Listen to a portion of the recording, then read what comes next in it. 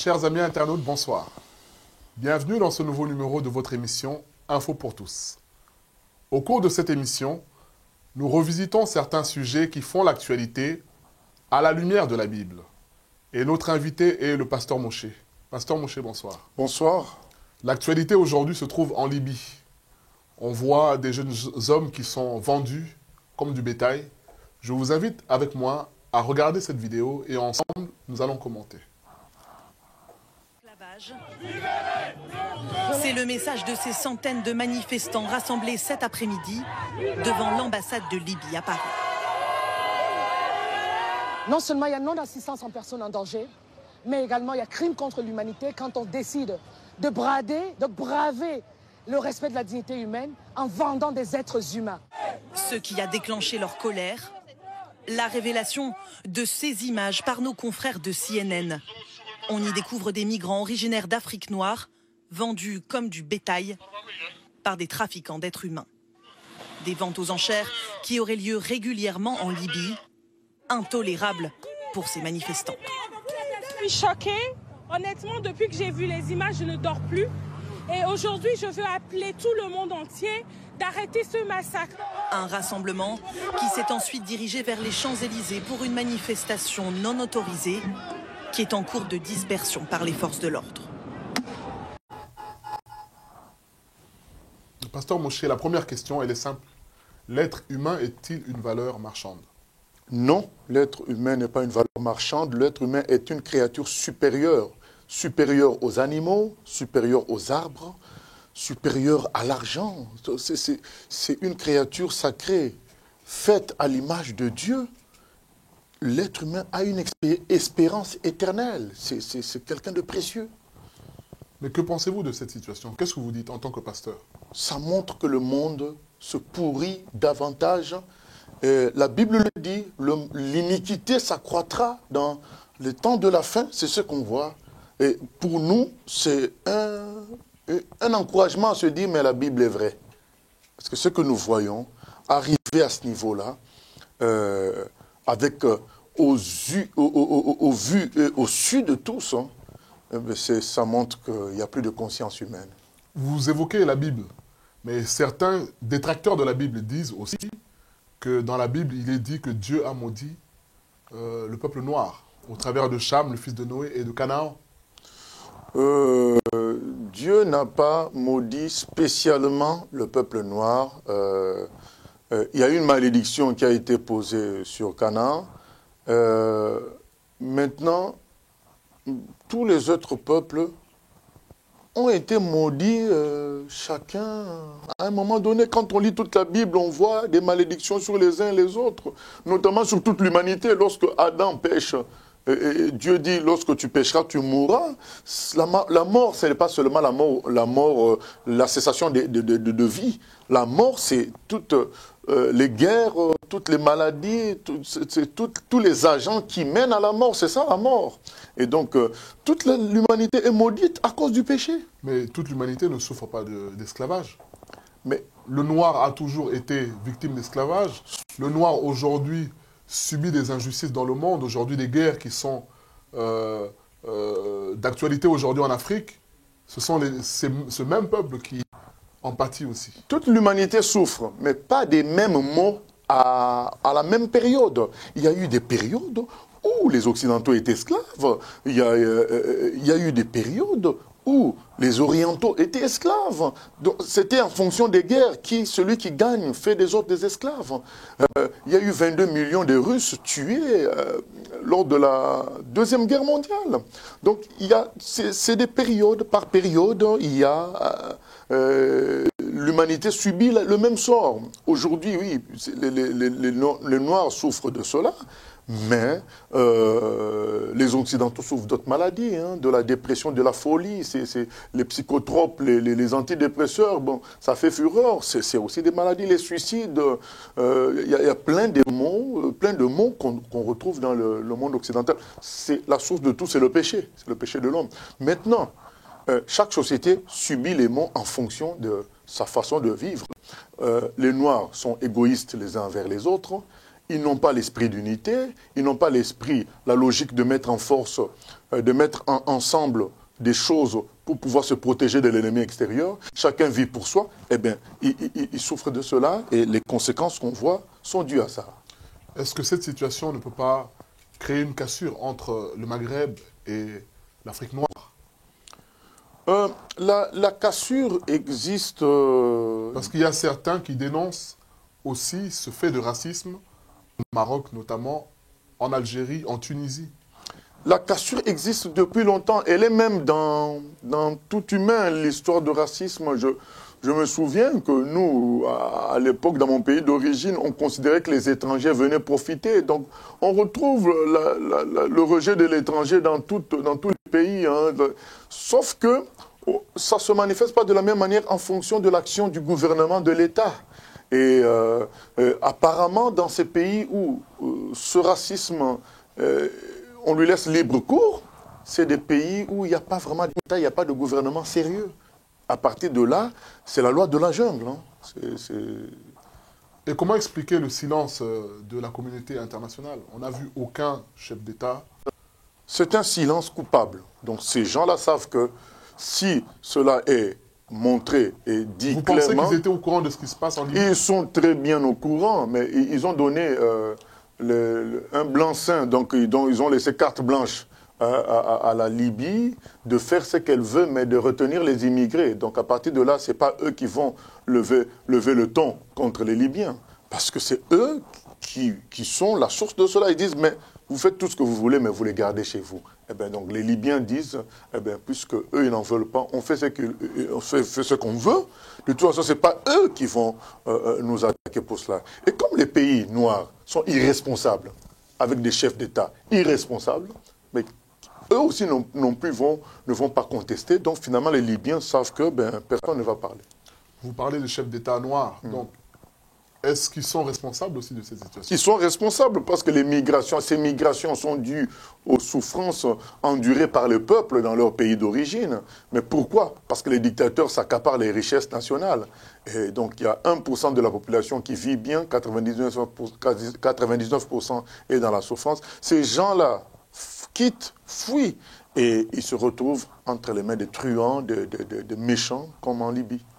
Est-il possible de pardonner à des bourreaux après avoir subi de tels sévices, après avoir subi un tel traitement?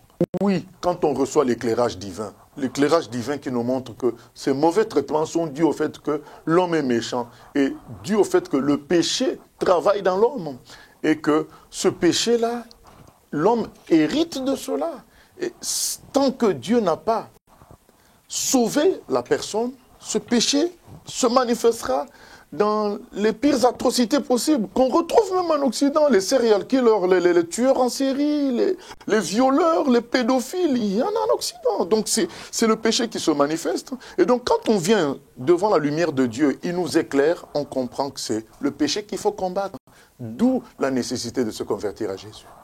Pasteur Moshe, nous passons à notre second sujet. Donc, c'est l'actualité ici en France. Un homme de 30 ans a été relaxé après le viol d'une fille de 12 ou 13 ans. Parce que les experts ont estimé que la fille était consentante. Alors je vous invite à regarder avec moi cette vidéo et ensuite vous allez nous éclairer sur ce que dit la parole à ce sujet. À 11 ans, on n'est pas consentant. À 11 ans, on n'est pas consentant.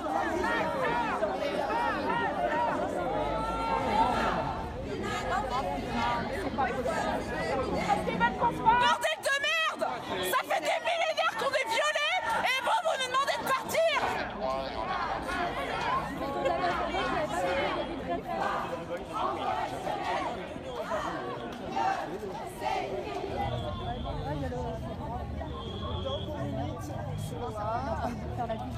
Aujourd'hui, en tout cas en France, la loi ne protège pas les enfants.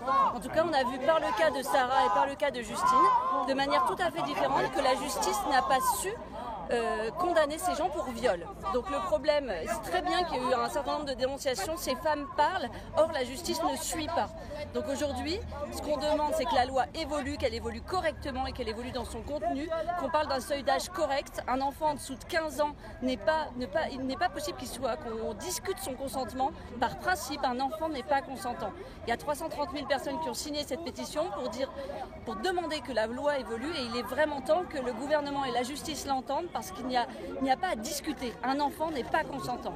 Franchement, le sentiment qu'ils donnent parfois, c'est qu'ils s'en foutent. C'est pas leur sujet, c'est pas leur problème. Ils ne se rendent pas compte à quel point ces violences pèsent sur l'ensemble de la société. Alors moi, j'utilise parfois un argument qui pourrait peut-être convaincre Emmanuel Macron ou Bruno Le Maire. Ces violences coûtent cher. C'est pas le premier argument que je mettrais sur la table. Le premier, c'est juste que ça serait normal de protéger les femmes et de faire en sorte que ces violences s'arrêtent. Mais s'ils entendent que l'argument de l'argent, on va l'utiliser. Les violences à l'encontre des femmes coûtent de l'argent. 2 milliards d'euros par an à notre société. Pasteur Moshe, la société devient-elle malade? Comment on peut discuter sur le consentement d'un enfant de 11 ans ou de 12 ans, de 13 ans? Non, c'est un plan.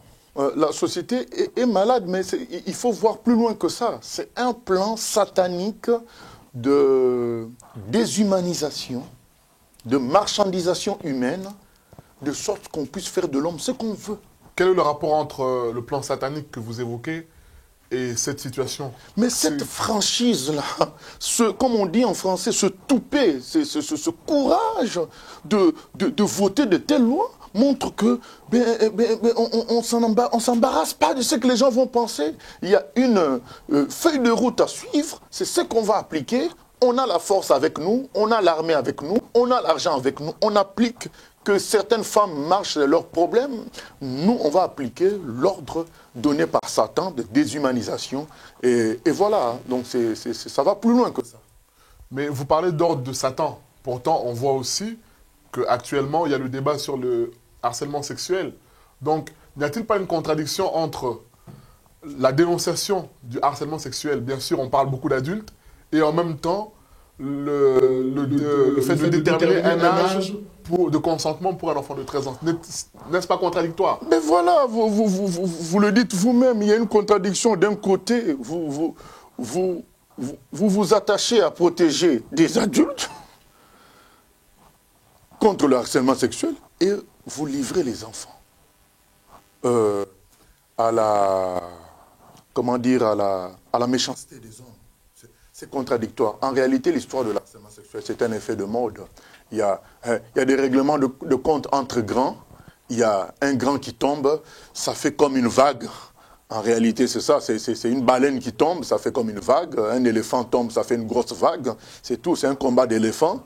Il y a eu la vague, mais le fond de tout, c'est cette loi qui nous le montre. En réalité, l'objectif final, c'est faire en sorte que la sexualité soit comme une marchandise. Or, la sexualité, c'est quelque chose de sacré.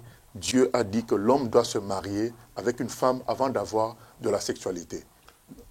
Mais cette question ne touche pas que la France, parce qu'on voit que l'Espagne a légiféré, et donc ils ont adopté l'âge de 12 ans, l'Angleterre à l'âge de 13 ans. Et la France, le gouvernement parle d'un seuil autour de l'âge de 13 ans. Oui, donc ce n'est pas un problème français. Mais c'est la preuve que c'est Satan, puisque Satan seul peut s'organiser de sorte à toucher l'humanité entière. Ça existe déjà dans les pays arabes et ça va dans les pays musulmans. Et là, maintenant, ça touche les Occidentaux et on va imposer ça au monde entier. Et le plan de déshumanisation avance à marche forcée. Hein. On fait avancer les humains à marche forcée dans ce plan-là du diable de commercialiser l'homme. Nous passons, Pasteur Moshe, à notre troisième sujet et je vous invite avec moi à regarder cette vidéo et nous allons commenter après. Nombreuses rumeurs, spéculations toujours, mais aucune déclaration officielle à l'heure actuelle à Harare.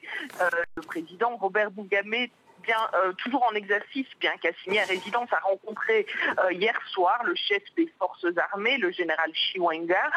Et ce matin, la presse gouvernementale zimbabwéenne affirmait que selon l'armée, des progrès significatifs avaient été faits.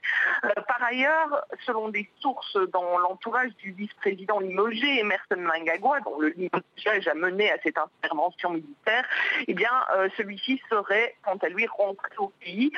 Il n'y a eu jusqu'à présent, aucune déclaration de sa part non plus. Donc encore énormément d'incertitudes ici au Zimbabwe. La voie de la négociation est toujours celle qui est privilégiée par les militaires qui contrôlent la capitale.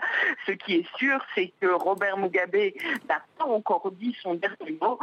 Au pouvoir depuis 4 décennies, le chef de l'État n'a pas l'intention de faciliter la tâche à ceux qui veulent lui forcer la main. Pasteur Moshe, nous apprenons par les médias que le président Robert Mugabe a été forcé de démissionner.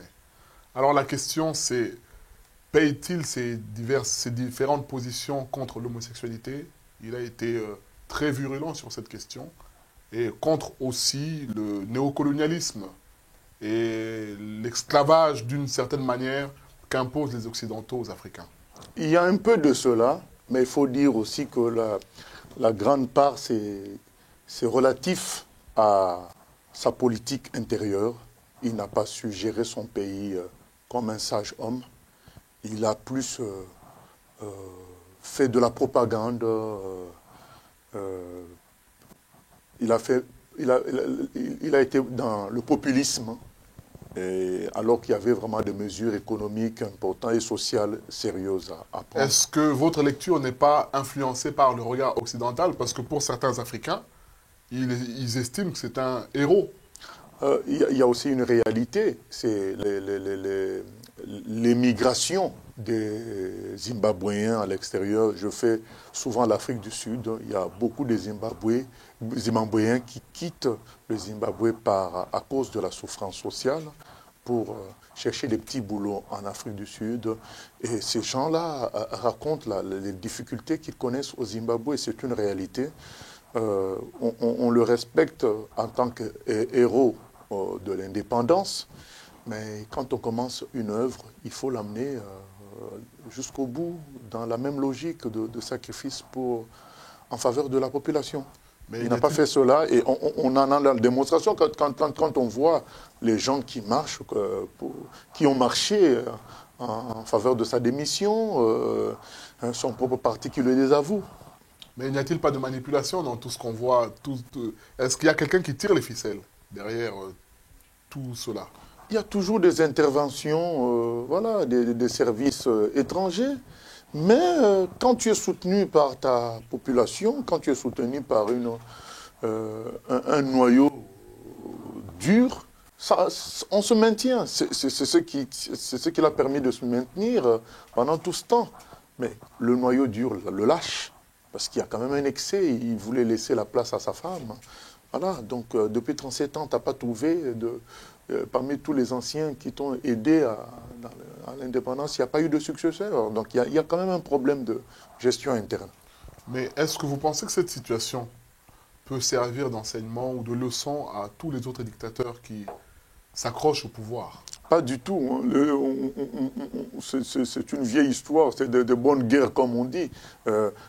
Les gens voient les autres tomber, ils pensent que pour eux, ça sera différent. Donc les dictateurs ont toujours pensé que pour eux, ça sera différent. Mais il n'y a pas que les dictateurs, il y a les humains. Quand on voit le voisin qu'on a visité hier ou bien qu'on a vu il y a une semaine, on entend parler de sa mort. Les gens oublient qu'eux aussi vont mourir, ça leur dit rien. Normalement, la mort de chaque humain devait interpeller les autres humains vivants pour dire, mais tiens, on y passera. Mais il faut qu'on prépare cette mort, il faut qu'on cherche Dieu. C'est Dieu la solution. Pasteur Moshe, nous arrivons à notre dernier sujet. C'est ce que nous appelons info chrétienne. Nous voyons sur Internet, dans beaucoup de médias, et ça devient comme une mode où les pasteurs chassent certains membres de l'Église en public. Qu'est-ce que vous pensez de cette façon de faire? Je pense que c'est sale et c'est anti-biblique, contre-productif, et ça ne sert qu'à renforcer les pouvoirs de ces prétendus pasteurs sur les brebis simples qui viennent chercher Dieu, malheureusement dans de mauvaises conditions. Mais ceux qui ne connaissent pas Dieu et qui voient ces images-là, qui se disent que l'Église est censée ouvrir les portes à tout le monde, même aux mauvais, parce que Jésus est venu aussi pour les mauvais, et même pour les mauvais. Est-ce que ce n'est pas contradictoire avec cela? Est-ce que ça peut aussi renforcer aussi ces personnes à se dire, bon, finalement, si l'Église chasse les gens, eh ben, pourquoi aller à l'Église? Effectivement, ça peut déstabiliser plus d'un parmi ceux qui ne croient pas encore en Dieu. Toutefois, nous ne devons pas ignorer ce que dit réellement la Bible. La Bible dit tout de même qu'on doit chasser le méchant du milieu de nous. Dans 1 Corinthiens 5, c'est qui le méchant? Le méchant, c'est celui qui se dit chrétien, qui se dit frère, et qui fait exactement le contraire de ce qu'il se dit être. Donc c'est une forme d'hypocrisie. La Bible est pour le fait que ce genre de personnes sortent du milieu de nous. Mais c'est le procédé, la procédure qui nous répugne là. Donc c'est. Par rapport à ce que vous dites, Dieu est amour, Dieu pardonne. Oui, Dieu pardonne. Donc il suffit que ces gens-là disent, ben, je reviens sur la voie droite, je reviens sur la parole de Dieu. Il n'y a pas de souci, mais quand ces gens-là maintiennent des propos hérétiques, anti-bibliques et anti ce qu'eux, ils sont censés prophétiser, mais on dit, mais non, monsieur, vous êtes dans l'hypocrisie, sortez du milieu de nous. Mais maintenant, c'est la méthode, c'est faire du spectacle. Donc, en pleine, devant tout le monde, dire à quelqu'un de se lever, dénoncer ses péchés et le chasser, mais ça, c'est pas biblique, ça. Je crois que là, c'est plutôt du spectacle, et puis c'est pour faire peur. On a vu Saddam Hussein faire ça. Hein. Donc, en public, les dictatures, c'est ce qu'elles font. En public, on lève quelqu'un, on le massacre devant tout le monde, comme ça fait peur à tout le monde, aux autres qui auraient peut-être envie de passer à la rébellion. Donc, c'est pas bon. On peut dire tranquillement à la personne à côté, écoute, monsieur, vous êtes dans la contradiction avec ce que vous êtes censé professer. Vous vous dites chrétien, mais vous avez 4 femmes. Vous vous dites chrétien, mais vous considérez que Jésus n'est pas ressuscité. Donc là, il y a une contradiction totale avec la Bible. Et non seulement vous propagez cela, ben là, c'est vraiment, on pense que vous n'avez pas votre place au milieu de nous. Dans la tranquillité, on dit à la personne, on n'est pas obligé de faire du spectacle. Peut-on donc considérer que ces pasteurs qui font ça ne sont pas des vrais serviteurs de Dieu? Pas forcément, il y en a qui font par imitation. Ils ont vu un faux faire ça, et ils imitent. Mais on peut considérer que c'est des gens qui n'ont pas vraiment foi et confiance en Dieu pour régler lui-même les choses. On voit le Seigneur Jésus, le Seigneur Jésus n'a pas chassé Judas.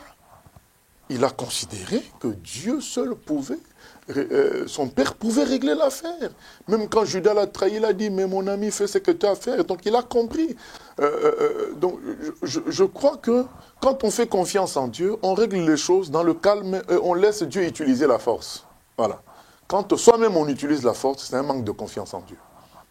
Pasteur Moshe, nous arrivons au terme de notre émission. Et donc je vous laisse conclure avec un dernier mot, si vous en avez un. Le mot de la fin, c'est « Venons à Dieu ». Le monde est davantage pourri. C'est la dégénérescence, c'est la déliquescence. Hein, il y a toutes sortes de qualificatifs, de mots que je peux citer. Dieu seul peut sauver les humains. J'ai vu la détresse dans les femmes qui contestaient la supposée future loi. La détresse. J'ai envie de leur dire, mais Dieu est là. Vous avez fait confiance à vos gouvernements. Vous avez fait confiance à la démocratie. Vous aviez fait confiance à l'état de droit. Vous avez fait confiance à la science. Vous avez fait confiance à l'évolution technologique, mais vous voyez bien que tout cela dessert vos aspirations profondes. Arrêtez, comme c'est dit dans Psaume 46, verset 10 à 11, arrêtez, revenez à Dieu, afin que vous soyez sauvés, allez au paradis. Ne vous reposez plus sur ce monde. Reposez-vous sur Dieu. C'est ce que je veux dire aux gens. Regardez là où vous mène ce monde. Donc revenez à Dieu qui vous a préparé le paradis. Là où il n'y aura plus de douleur, plus de guerre, plus de viol. Jésus vous attend, les bras ouverts. Chers amis, c'est avec ces mots que nous terminons notre émission et nous vous donnons rendez-vous pour une prochaine émission. À bientôt.